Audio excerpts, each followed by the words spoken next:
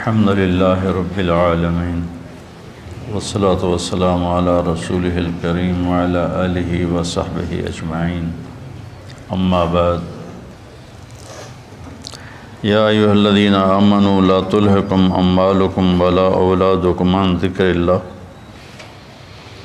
ومن یفعل ذلک فاولئک هم الخاسرون وَأَنفِقُوا مِمَّا رَزَقْنَاكُم مِّن قَبْلِ أَن يَأْتِيَ أَحَدَكُمُ الْمَوْتُ فَيَقُولَ رَبِّ لَوْلَا أَخَّرْتَنِي إِلَىٰ أَجَلٍ قَرِيبٍ فَأَصَّدَّقَ وَأَكُن مِّنَ الصَّالِحِينَ وَلَن يُؤَخِّرَ اللَّهُ نَفْسًا إِذَا جَاءَ أَجَلُهَا وَاللَّهُ خَبِيرٌ بِمَا تَعْمَلُونَ صدق اللہ العظیم۔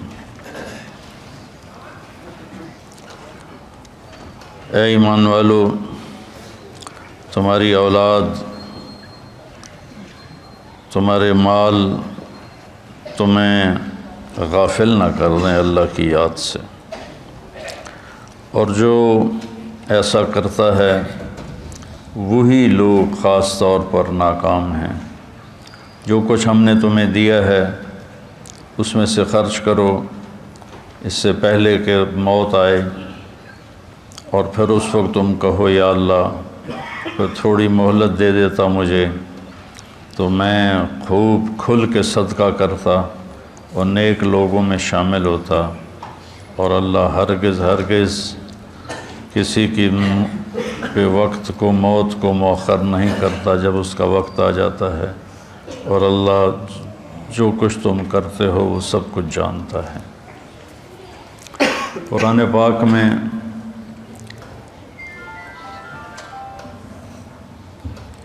اللہ ایک تو خطاب کرتا ہے یا ایھا الناس، اے لوگو،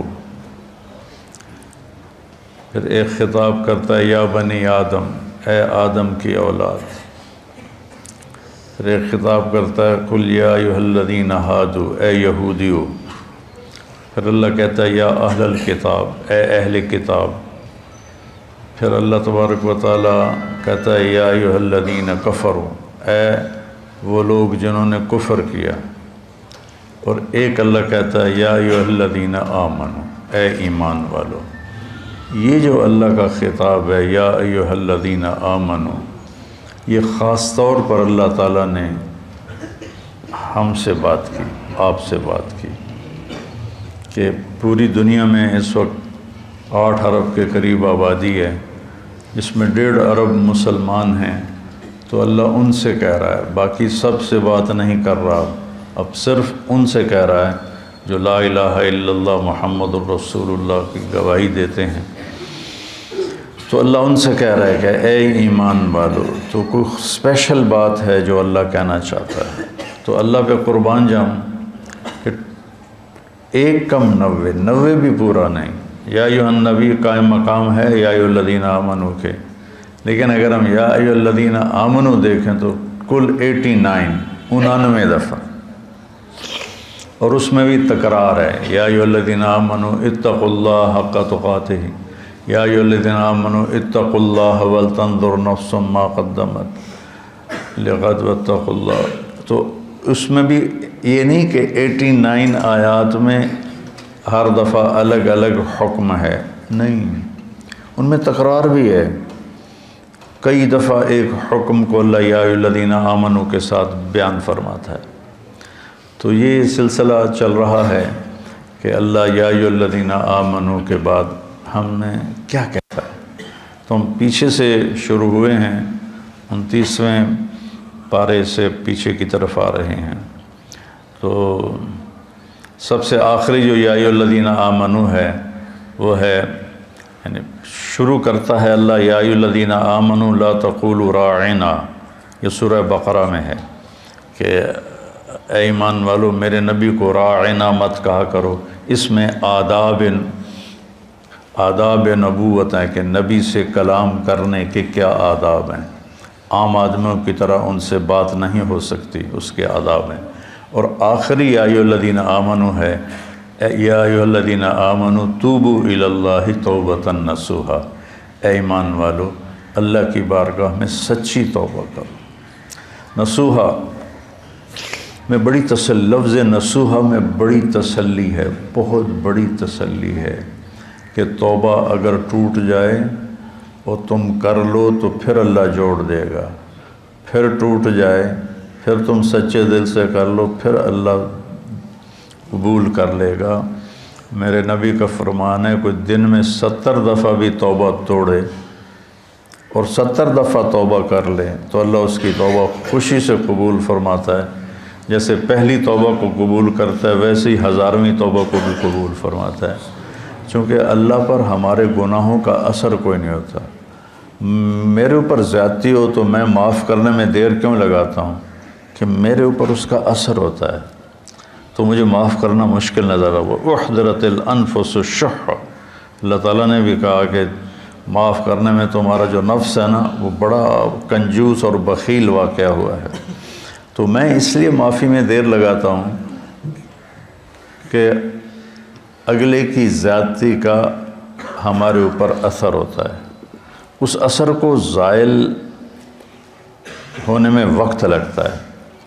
بہت خوش قسمت ہیں جو اس اثر کو فوراً زائل کر کے معافی مانگنے پہ معاف کر دیں، بہت خوش قسمت ہے جس کو معافی مانگنا آ گیا اور جس سے معاف کرنا آ گیا۔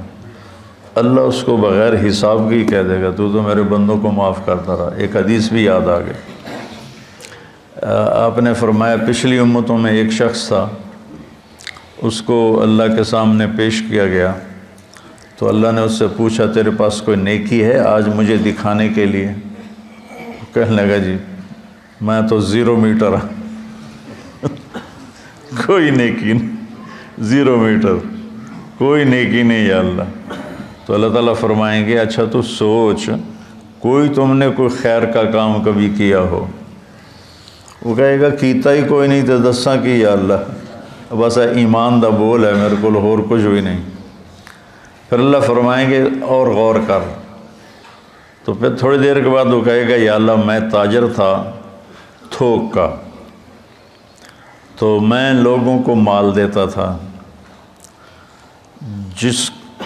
جس کو گھاٹا پڑ جاتا تھا اس کو میں معاف کر دیتا تھا۔ میں اپنے نوکروں سے کہتا تھا اس کو معاف کر دو مت لو، یہاں مکان لکھوا لیتے ہیں، آئے ہائے مکانوں کو تالے لگا دیتے ہیں کہ ساڑھے پیسے دے، مکان ساڑھے نہ لکھ کے دے، بڑا ظلم ہے، بہت ظلم ہے۔ ہماری تجارت کیا ہر شعبہ ہی ظلم سے بھرا ہوا ہے، ہماری عدالتیں ظالم ہیں تو باقیوں کا ظلم تو پھر کیا کہنا۔ تو جس کو گھاٹا پڑ جاتا تھا یا اللہ تو میں اس کو معاف کر دیتا، میں اپنے نوکروں سے کہتا تھا اس کو معاف کر دو۔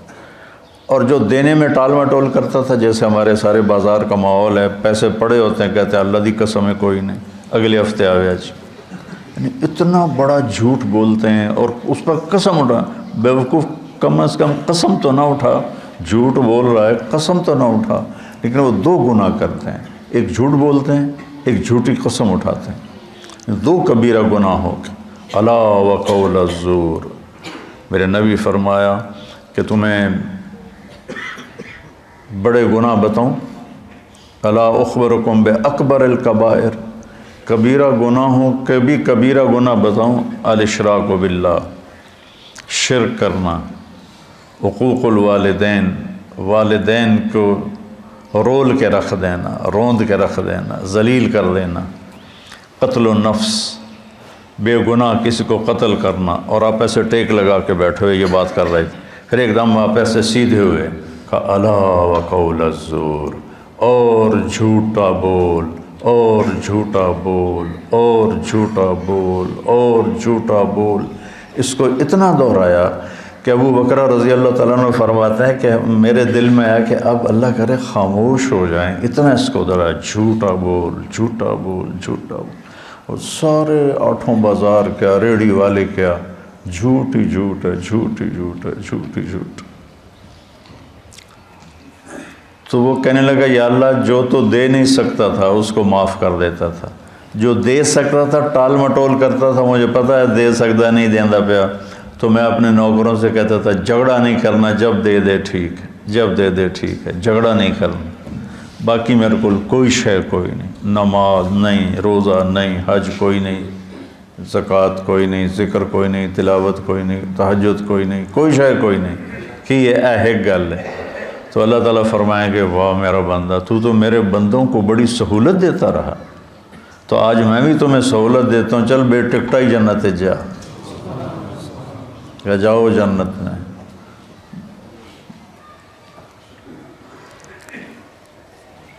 تو اللہ کو تو پرواہ نہیں نا، اللہ اثر سے پاک ذات ہے، لہذا وہ فوری معاف کر دیتا ہے۔ میرے اوپر اثر ہوتا ہے تو میں دیر لگاتا ہوں۔ تو ایک معاف کرنا سیکھ لیں اور ایک معافی مانگنا سیکھ لیں، بے حساب جنت میں جائیں گے، چونکہ اس کام کے کرنے والے دنیا میں کوئی نہیں، نہ کوئی زیادتی کر کے معافی مانگتا ہے اور نہ ہی کوئی معافی مانگنے والے کو معاف کرتا ہے۔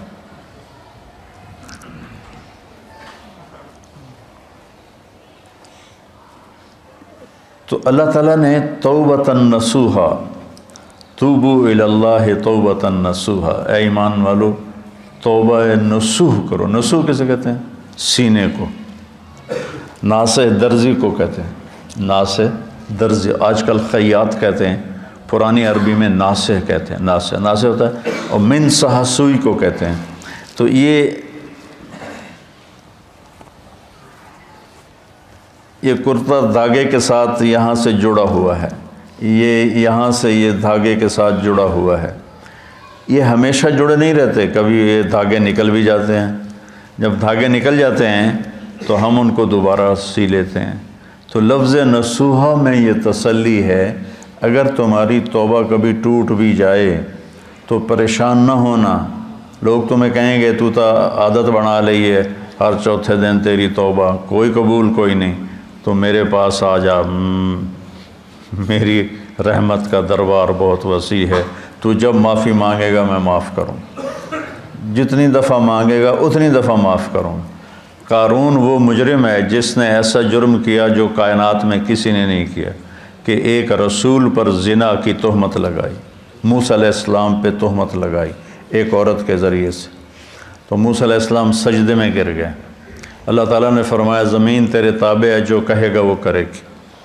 تو موسیٰ علیہ السلام کھڑے ہوئے زمین سے کہا ابتلعی، نکل جا اس کو، تو وہ زمین میں دھنسا، پاؤں اندر چلے گئے، کہنے لگا موسیٰ معافی دے دے، آئندہ نہیں کروں۔ موسیٰ علیہ السلام نے فرمایا اور پکڑ لے اس کو، تو وہ گھٹنوں تک چلا گیا، کہا موسیٰ معافی دے دے، آئندہ نہیں کروں۔ انہوں نے کہا اور پکڑ، وہ اور نیچے چلا گیا، موسیٰ معافی دے دے، آئندہ نہیں کروں۔ وہ معافیاں مانگتا رہا اور موسیٰ علیہ السلام کہتے رہے اور پکڑ اور پکڑ، یہاں تک کہ وہ سارا زمین میں دھنس گیا۔ اس پر قرآن نے 2 رکوع اتارے، ان قارون کان من قوم موسیٰ فبغی علیہم، پورے قارون کی کہانی اللہ نے سنائی ہے، وہ اتنا بڑا اس خبیث کا جرم تھا، اور جب وہ زمین میں دھنس گیا تو اللہ تعالیٰ نے جبریل کو بھیجا کہ جا کے کہو موسیٰ سے، موسیٰ تجھ سے معافیاں مانگتا رہا اور تو نے معاف نہ کیا، وَعِزَّتِي لَوْ اسْتَغَاثَ بِي لَأَغَثْتُهُ، مجھے میری عزت کی قسم ایک دفعہ مجھ سے معافی مانگتا، میں اسے معاف کر کے باہر نکال کے کھڑا کر دیتا۔ جو قارون کو معاف کرنے کے لیے تیار ہے، ہم تو اللہ کے حبیب کی امت ہیں، ہمارے پاس تو ایڈوانٹیج بہت بڑا ہے، سفارش بڑی تکڑی ہے پیچھے ہے، بہت تکڑی سفارش ہے پیچھے، 2 جہان کے رسول کی اور اللہ کے حبیب کی۔ اللہ نے کسی نبی کی قسم نہیں کھائی، اللہ نے اپنے نبی کی جان کی قسم کھائی، لعمرک، تیری جان کی قسم۔ اللہ نے کسی کے شہر کی قسم نہیں کھائی، اپنے نبی کے شہر کی قسم کھائی، وَهَذَا الْبَلَدِ الْأَمِينَ۔ اللہ نے کسی نبی کی رسالت پہ قسم نہیں اٹھائی، اپنے نبی حبیب کی رسالت پہ قسم اٹھائی، یاسین والقرآن الحکیم انک لمن المرسلین، مجھے قسم ہے قرآن حکیم کی، آپ میرے رسول ہیں۔ اتنی بڑی ہستی وہ پیچھے ہیں، سفارشی ہیں، اور اس کے باوجود میرے نبی نے فرمایا دیکھو کل قیامت کے دن مجھے رسوا نہ کرنا کہ تم فرائض چھوڑ کر آؤ اور حرام کاریاں کر کے آؤ، پھر مجھے کہو یا رسول اللہ میری جان بچائیں۔ تو دیکھو آپ نے اپنی بیٹی سے کہا یا فاطمہ بنت محمد انقذی نفسک من النار فانی لا اغنی عنک من اللہ شیئا، فاطمہ اپنے آپ کو جہنم سے بچا، اگر اللہ تعالیٰ نے پکڑ لیا تو پھر میں نہیں چھڑا سکتا۔ تو اللہ نے ہمیں اپنے حبیب دیے ہیں، ان کی وجہ سے تو اگر ہمارے حبیب نہ ہوتے تو ہم بندر خنزیر بن چکے ہوتے۔ جو ہم گناہ کر رہے ہیں وہ پہلی امتوں سے ہزاروں گنا زیادہ ہیں، اور جن گناہوں پہ اللہ نے کونوا قردۃ خاسئین، بندر ہو جاؤ ذلیل ہو کر، وجعل منہم القردۃ والخنازیر، اللہ نے خنزیر بنا دیے، کھڑے کھڑے خنزیر بن گئے، بندر بن گئے۔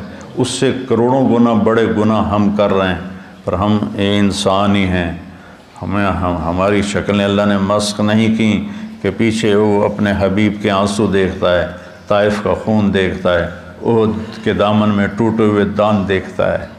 ایسے تمہارا نبی تمہارے لیے کیا کیا قربانیاں کر کے گیا، اور ہم نے کس مہربان کو بھلا دیا۔ کوئی ایسا مہربان لاؤ تو صحیح جس کے سامنے احد پہاڑ ہاتھ باندھ کے کھڑا ہو کہ آپ حکم کریں میں سونا چاندی بن کے قدموں پہ قربان ہو جاؤں گا۔ اور وہ حبیب رات کے وقت کبھی چارپائی پہ یوں گرتا ہے اور کبھی ایسے ہوتا ہے، حضرت عائشہ ساتھ لیٹی ہوئی، پھر کبھی یوں ہوتا ہے، پھر کبھی یوں ہوتا ہے، اور پھر ایک دم تھوڑا سا آگے بڑھ کے چارپائی کی جو لکڑی ہوتی ہے اس کے اوپر پیٹ کو فکس کر کے ایسے نیچے جھک جاتا ہے، ایسے بالکل نیچے جھک جاتے ہیں، سر زمین کے قریب چلا جاتا ہے۔ تو اس پر حضرت عائشہ رضی اللہ عنہا پریشان ہو کر اٹھ بیٹھتی ہیں، یا رسول اللہ خیریت، کیا ہوا؟ تو آپ سیدھے ہوئے اور کہا عائشہ بھوک بہت لگ رہی، بھوک بہت لگ رہی۔ تھوڑی سی بھوک لگتی ہے نا روزے میں، 3 دن گزر جاتے تھے میرے نبی کے منہ میں ایک دانہ نہیں جاتا تھا۔ عائشہ بھوک بہت لگ رہی، تو حضرت عائشہ رونے لگی، یا رسول اللہ آپ کے لیے کیا کمی ہے، آپ ہاتھ اٹھائیں ہر شے حاضر ہو جائے گی۔ کہ نہیں عائشہ، اسی فقر میں اللہ سے ملوں گا، میرے بھائی جو نبی تھے وہ اسی طرح فقراء چلے گئے، میں بھی ایسے ہی چلا جاؤں۔ لوگ اپنی اولاد کے لیے رزق مانگتے ہیں، مانگنا بھی چاہیے۔ اللہ کا نبی اپنی اولاد کے لیے کیا مانگ رہا ہے؟ اللہم اجعل رزق آل محمد قوتا، یا اللہ آل محمد کی روٹی مختصر کر دے، گزارے کی کر دے، گزارے کی۔ تو بہت خوبصورت ہے سب سے آخری ندا، اے ایمان والو توبۃ النصوح کرو، ایسی توبہ جو اس طرح جڑ جائے دین کے ساتھ کہ جیسے سوئی دھاگا کپڑے کو کپڑے سے جوڑ دیتا ہے اور پھر کسی وجہ سے پھٹتا ہے، تمہاری توبہ بھی ایسی ہو کہ پھٹے نہیں، لیکن اگر پھٹ جائے تو پھر لوجد اللہ تواب الرحیم، میرے جیسا مہربان بھی کوئی نہیں، تم آ کے مانگو، دیکھو میں کیسے معاف کرتا ہوں۔ اور آج جو ہے اس میں اللہ تعالیٰ نے ایک چیز کی طرف ہمیں اشارہ کیا ہے، اے ایمان والو تم مال اور اولاد کی وجہ سے اللہ سے غافل نہ ہو، عن ذکر اللہ کے ذکر سے غافل نہ ہو جان۔ ذکر سے مراد سبحان اللہ والحمدللہ نہیں ہے، وہ بھی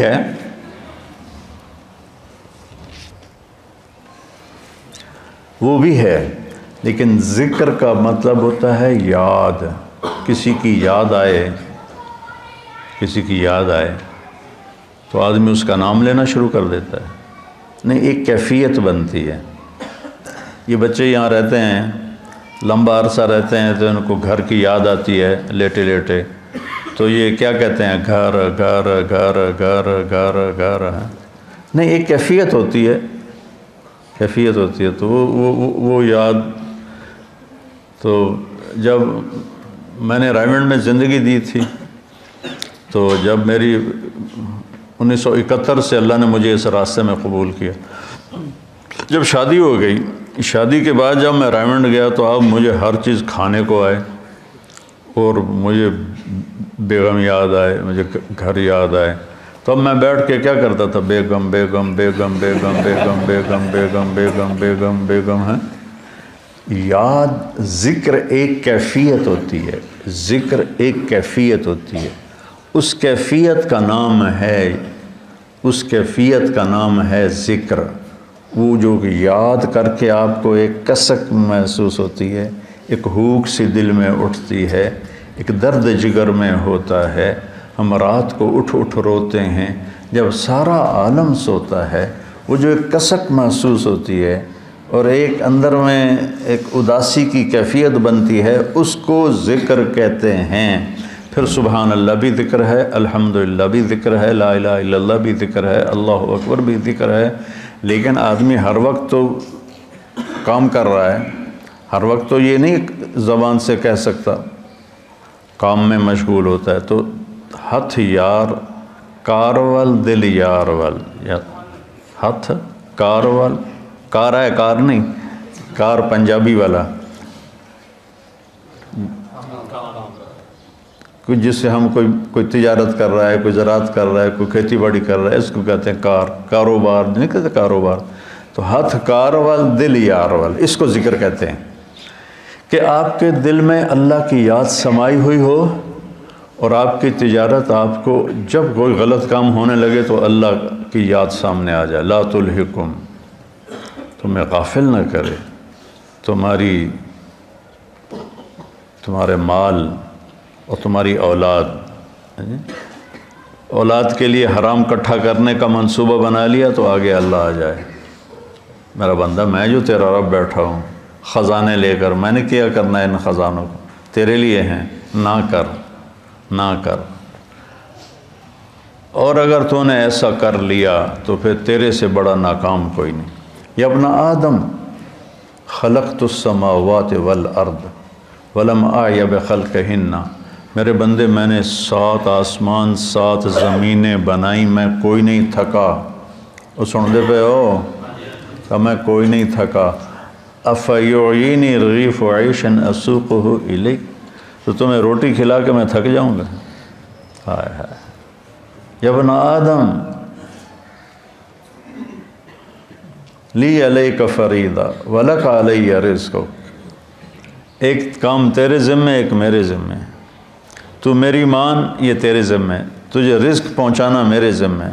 آج تم کہتا ہے کہ کم سود نہیں ہوگا تو کاروبار کیسے چلے گا، جھوٹ نہیں بولوں گا تو بازار میں کیسے بیٹھ سکوں گا، اور اگر میں صحیح تولوں گا تو پھر میرا پروفٹ کم ہو جائے گا۔ اچھا مجھے یہ بتا، اللہ کہتا من اوصل الیک الغذاء وانت جنین فی بطن امک، جب تم ماں کے پیٹ میں پردوں میں چھپا ہوا تھا، اس وقت تمہیں رزق کون دے رہا تھا، کون پہنچا رہا؟ اور اس وقت صرف تو نہیں بن رہا تھا، میں جب ماں کے پیٹ میں بن رہا تھا تو میں اکیلا نہیں بن رہا تھا، میرے ساتھ کروڑوں بچے بن رہے تھے، اور ہر بچے کی سٹیج الگ الگ ہے، ایک کے ناک بن رہا ہے، ایک کا کان بن رہا ہے، ایک کی زبان بن رہی ہے، ایک کی انگلیاں بن رہی ہیں، ایک کے گھٹنے بن رہے ہیں، ایک کے ٹخنے بن رہے ہیں۔ تو اگر اللہ ایک سیکنڈ کے کھربویں حصے کے برابر بھی کسی سے غافل ہو جائے، وہ غفلت سے پاک ہے، اگر ہو جائے تو یہ آنکھیں ماتھے کی بجائے پیٹ پہ لگ جائیں، اور انگلیاں پاؤں سے اٹھ کر ماتھے پہ آ کے لگ جائیں، اتنی بڑی کائنات کے اندر نر مادہ کا نظام چل رہا ہے، اور اللہ تعالیٰ کہتا ہے میں ان سب کو رزق پہنچاتا ہوں۔ کس نے پہنچایا تھا تم میں ماں کے پیٹ میں رزق؟ اس وقت کون تھا؟ اچھا، اور جب تو دنیا میں آ گیا، وَلَا لَكَ سِنٌّ تَقْطَعُ، تیرے منہ میں دانت نہیں کہ تو کاٹ سکے، وَلَا لَكَ يَدٌ تَبْطِشُ، تیرے ہاتھ میں طاقت نہیں تو پکڑ سکے، وَلَا لَكَ رِجْلٌ تَمْشِي، تیرے پاؤں میں طاقت نہیں کہ تو چل سکے، نہ تو چل سکتا ہے، نہ تو پکڑ سکتا ہے، نہ تو کاٹ سکتا ہے، نہ تو بول سکتا ہے، نہ تو بتا سکتا ہے۔ جب تو اس بے بسی کے عالم میں تھا تو میں نے کیا کیا؟ اَدَرْتُ لَكَ عِرْقَيْنِ رَقِيقَيْنِ يُنْبِعَانِ لَكَ لَبْنًا خَالِصًا دَافِيًا فِي الشِّتَاءِ وَبَارِدًا فِي الصَّيْفِ فَهَلْ يَقْدِرُ عَلَى ذَلِكَ أَحَدٌ غَيْرِي، میرے بندے میں نے جب تو ایسا بے بس تھا، نہ بول سکے، نہ بتا سکے، نہ پکڑ سکے، نہ چل سکے، نہ اٹھ سکے، نہ بیٹھ سکے، نہ خود کھا سکے نہ پی سکے، تو تیری ماں کی چھاتیوں کو میں نے چشمے بنا دیا اور وہ تیرے لیے خالص دودھ نکالنے لگے، اور وہ ابلتا ہوا صاف ستھرا شفاف ماں کے دودھ کی تاثیر اگر کوئی برائیوں میں نہ مبتلا ہو جائے، 40 سال تک ماں کے دودھ کی تاثیر چلتی۔ میں نے تیرے لیے ماں کی چھاتیوں سے دودھ نکالا جو گرمیوں میں ٹھنڈا اور سردیوں میں گرم ہو کے تیرے منہ میں جاتا رہا، کوئی اور یہ کر سکتا ہے؟ تو آج تو کہتا ہے بچوں کی خاطر کر رہا ہوں، بچوں کے لیے کر رہا ہوں، بیوی کے لیے کر رہا ہوں، کتھوں کھاواں، ہیرا پھیری نہ کراں، کتھوں کھاواں۔ ایک ملاوٹ کرنے والا تھا، میں نے اس سے کہا یار تم کیوں ملاوٹ، تیل میں ملاوٹ کرتا تھا، میں نے کہا یار تم کیوں ملاوٹ کرتے ہو؟ وہ کہنے لگا اگر میں صحیح تیل بیچوں تو مجھے ایک ڈرم کے پیچھے 50 روپے بچتے ہیں۔ یہ بہت پرانی بات ہے، 80s کی بات ہے، 80s کی، تو مجھے 50 روپے بچتے ہیں، اور اگر میں ملاوٹ کروں تو مجھے ایک ڈرم کے پیچھے 500 روپے بچتے ہیں، 500 روپے میں میرا بجلی کا بل ادا ہو جاتا ہے۔ تو میں پاگل ہوں جو میں 50 روپے نفع کماؤں، میں 500 کماؤں گا، کیونکہ اس کو اللہ کا رب ہونا یاد نہیں، اس کو ماں کی چھاتیوں کا دودھ یاد نہیں، ماں کے پیٹ میں غذا کا پہنچنا یاد نہیں ہے، اور اس کو آہستہ آہستہ پرواز چڑھنا، جوانی تک آنا یاد نہیں، تو کہہ رہا کتوں کھاواں، کتوں کا بھی ہے۔ تو میرا رب کہتا ہے غافل نہ ہونا، غافل نہ ہونا۔ ایک غلط تصور بن گیا ہے، کمائیں گے نہیں تو بھوکے مر جائیں گے۔ نہیں، کمانے کا حکم ہے، حلال کمانے کا ہے، صحیح کمانے کا ہے، لیکن ادھر یقین بن گیا ہے کہ میں ایک دفعہ چلا گیا گورنمنٹ کالج لاہور اپنے دوستوں سے ملنے، تو وہ سارے شفٹ ہو گئے تھے نیو ہاسٹل میں، اقبال ہاسٹل سے نیو ہاسٹل، کچھ میڈیکل کالج چلے گئے تھے۔ تو ایک لڑکا فیصل آباد کا تھا، ظہیر، وہ کنگ ایڈورڈ میڈیکل کالج میں اس کو داخلہ مل گیا تھا، مجھ سے 1 سال آگے تھا۔ تو ہم سارے وہاں اکٹھے بیٹھے تھے کینٹین پر نیو ہاسٹل کی، تو مجھ سے کہتا ہے کیا کر رہے ہو؟ کی کر رہے ہیں آج کل؟ ہے کہ میں مولوی بن رہے ہیں۔ تو کہنے لگا کھاویں گا کتوں؟ اس کو میری بیک گراؤنڈ کا پتہ ہے، چونکہ ہم 5 سال کٹھے رہے سینٹرل ماڈل اسکول میں، تو اس کو میرے بیک گراؤنڈ کا پتہ ہے کہ اللہ تعالیٰ نے مجھے خوشحال گھر میں پیدا کیا ہے۔ تو لیکن اتنا تاثر غلط ہو گیا ہے کہ بازار میں بیٹھے بغیر روٹی نہیں ملتی۔ مجھ سے کہنے لگا کھاویں گا کتوں؟ میں آخیا اللہ دے گا، کہنے لگا اللہ اتو سٹے گا۔ تو وہ ایسے ٹیک لگا کے بیٹھا تھا ایسے، تو میں نے کہا تو کتوں کھاویں گا؟ تو ایسے بیٹھا تھا نا، کہتا میں ڈاکٹر بن رہا ہوں۔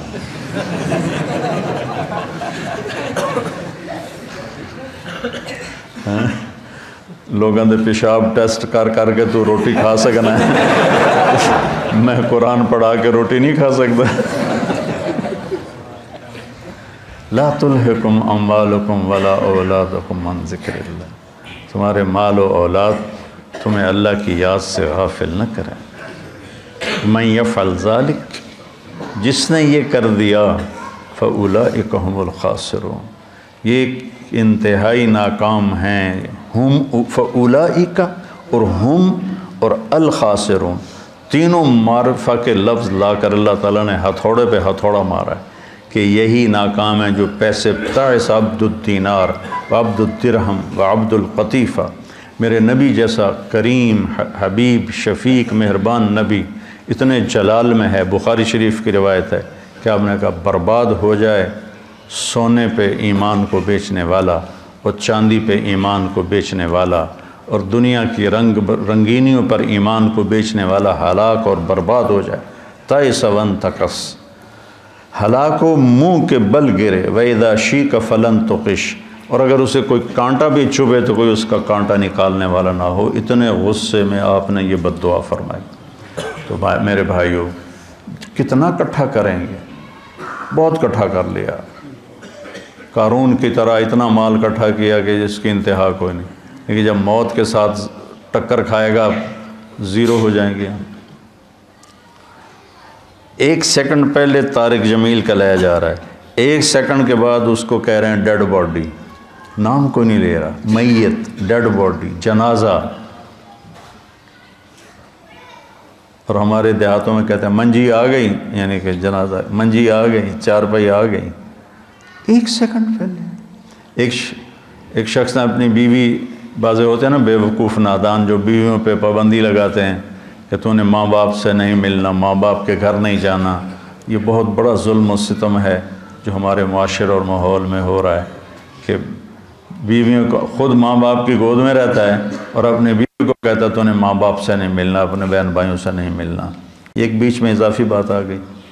تو ایسے ہی ایک بیوقوف خامن نے بیوی سے کہا کہ تو ماں باپ کے گھر گئی تو تمہیں 3 طلاق. وہ رک گئی بیچاری گھر بچانے کے لیے. ایک دن اس کا والد فوت ہو گیا اچانک، تو اس نے کہا طلاق ہوتی ہے تو ہو، میں باپ کا چہرہ دیکھے بغیر تو اسے رخصت نہیں کروں. تو چلی گئی. تو عام لوگوں میں، خاندان میں بات پھیل گئی کہ طلاق ہو گئی. تو جب مفتی صاحب سے پوچھا گیا تو انہوں نے کہا طلاق نہیں ہوئی، کہ وہ اپنے باپ کے گھر نہیں گئی، اس کا باپ مر چکا ہے، اب وہ گھر اس کے بیٹوں کا ہو گیا ہے اور اس کا بھی ہو گیا ہے. تو یہ اپنے گھر گئی ہے، اپنے بھائیوں کے گھر گئی ہے، باپ کے گھر نہیں گئی. ابھی باپ کی ڈیڈ باڈی بیڈ روم میں پڑی ہے اور گھر پرایا ہو گیا. مال وہی ہے جو ہم نے آگے بھیج دیا، پیسہ وہی ہے جو ہم نے آگے پہنچا دیا. امام زین العابدین کے پاس کوئی سائل آتا تھا تو کہتے الحمدللہ یا اللہ تیرا شکر ہے، تو نے سواری بھیج دی، میرا سامان میرے گھر پہنچانے کے لیے سواری بھیج دی. کیا مطلب؟ کہ میں اس کو دوں گا اور میرا یہ دیا تیرے فضل سے آخرت میں پہنچ جائے گا. تو سواری آ گئی میرا سامان میرے گھر پہنچانے کے لیے. میرے بھائیو، اللہ کی بارگاہ میں دعا کیا کرو کہ یا اللہ، ہم دیکھو جب موت آئے گی نا تو ساری شکلیں تمہاری نظر سے اوجھل ہو جائیں گی، صرف تمہارا اپنا عمل تمہارے سامنے ہوگا. اس لیے اپنے عمل کو خراب نہیں کرنا، اپنے اولاد کے کمانا ہے، رزق حلال کمانا. ایک حدیث بھی سناتا ہوں، جس نے رزق حلال کمایا، بچوں پہ خرچ کرنے کے لیے کمایا، پڑوسیوں پہ خرچ کرنے کے لیے کمایا، سوال سے بچنے کے لیے جس نے رزق حلال کمایا، قیامت کے دن اللہ کی بارگاہ میں 14ویں رات کے چہرہ لے کر آئے گا، 14ویں رات کے چاند جیسا چہرہ لے کر اللہ کی بارگاہ میں آئے گا. من طلب الدنیا حلالا سعیا علی اہلہ تعطفا علی جارہ استعفافا عن المسئلہ. تو قیامت کے دن اللہ کی بارگاہ میں ایسے اٹھے گا کہ اس کا چہرہ 14ویں کے چاند کی طرح چمک رہا. رزق حلال کمانا اتنی بڑی عبادت. تو بھائیو، یہ کمائیاں ہمیں اللہ سے اور اللہ کے رسول کی یاد سے غافل نہ کریں. سبحانک اللہم و بحمدک، اشہد ان لا الہ الا انت استغفرک.